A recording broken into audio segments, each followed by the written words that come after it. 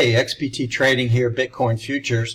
Let's take a look at the trading recap for Friday, May the 18th.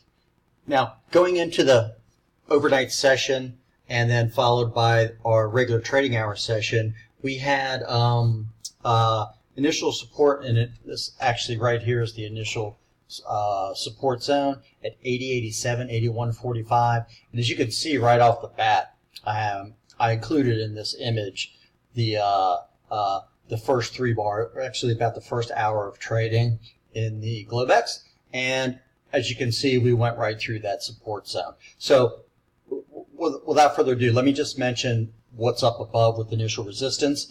It's 82.55 to 82.88. Now that highlights, oftentimes we'll put up a major bull bear zone with the alignment of multiple time frames.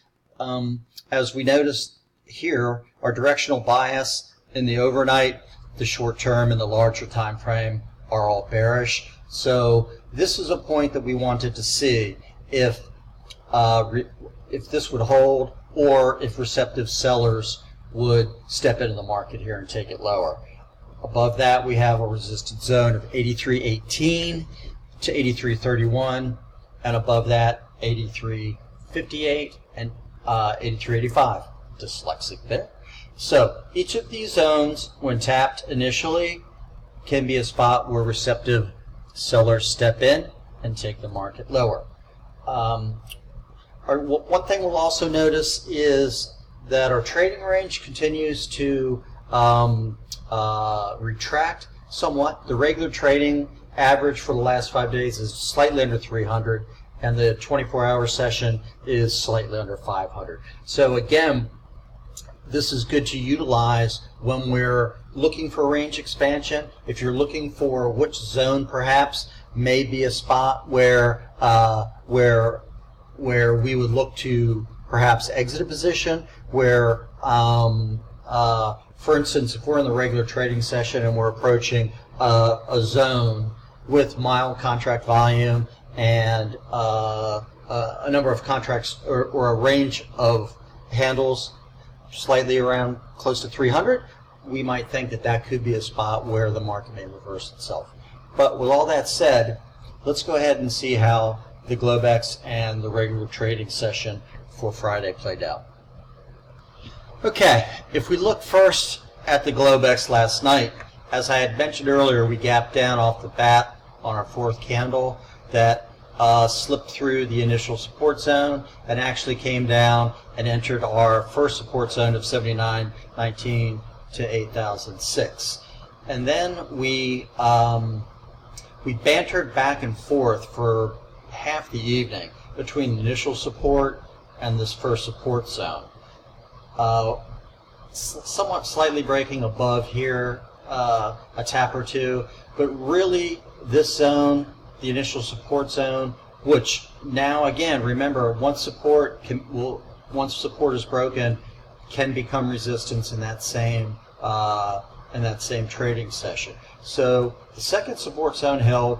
Our initial support turned to initial resistance at 80.87, 81.45, held through the rest of the Globex. Now again, with our multi-time frame alignment being bearish, one might not look to take this position long. Now, look, there's nothing saying that you can't, and follow this back up into the initial support zone. If you were to do that, the low at 79.40, I would take, again, you would take your stop and place it perhaps in the 7,900 range, which would leave you, 50-point cushion there, which means to get a 2-to-1 reward on a trade, which we like to see. Now, again, with that stated, no one knows where the market's going. Okay, so a 2-to-1 is a kind of a bellwether for a return to anticipate to go for, but more likely, what we like is a zone-specific goal. So again, if you were inclined to take a long position here in this support zone, then coming back into the initial support would probably be a place to jump out. Now, if we're in at 79.50, let's say, 79.50, 80.50, 81.50. So yeah, you're getting more than your 2-for-1 return here. Again, in the Globex, no positions could be taken. If you wanted to take a long, again down here, you could do that. Now, again, here would be a spot where one would consider perhaps shorting as we breach the top of the 81.45 now resistance zone, and going short here. Now, same thing. Set your stop just above this wick high, and you would have carried that out all the way. Let's see, what was that high? 81.80 to 81. Let's say 81.10. That's 70 points.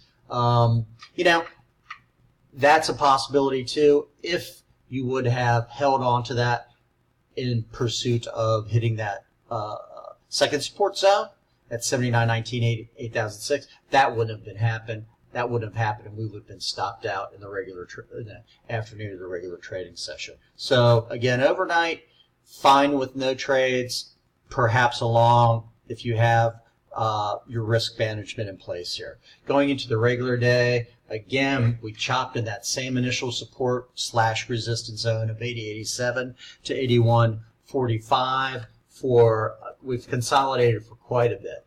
The market took up to the major, and again, end of day, 2:45, 3 o'clock to the close, we did hit that major bull bear zone and bounced real quickly off of it. So going into the, and again here, I would, with our bias being short term, this could have been a setup, thinking that we may trade back short the rest of the day. As such, it did not do that, turned around. So a short position initiated here, but again would have been stopped out by this longer candle with some contractual volume as it approached the an interesting major bull bear zone here as we hit the top, proceeded a few handles above it, and then quickly turned down from it, which is significant in the sense that receptive sellers stepped in to short the market at this spot as we thought they would. So with that in mind, again, you could look at this entire 24-hour period and honestly not take a trade. There's nothing standoutish about this, considering that our bias is bearish. A couple shots could have been taken, one long, two couple short. That's about it. So with that said, I hope you all had a good day, utilize the zones, and I'll be back with you shortly with zone preparation and worksheet for Monday.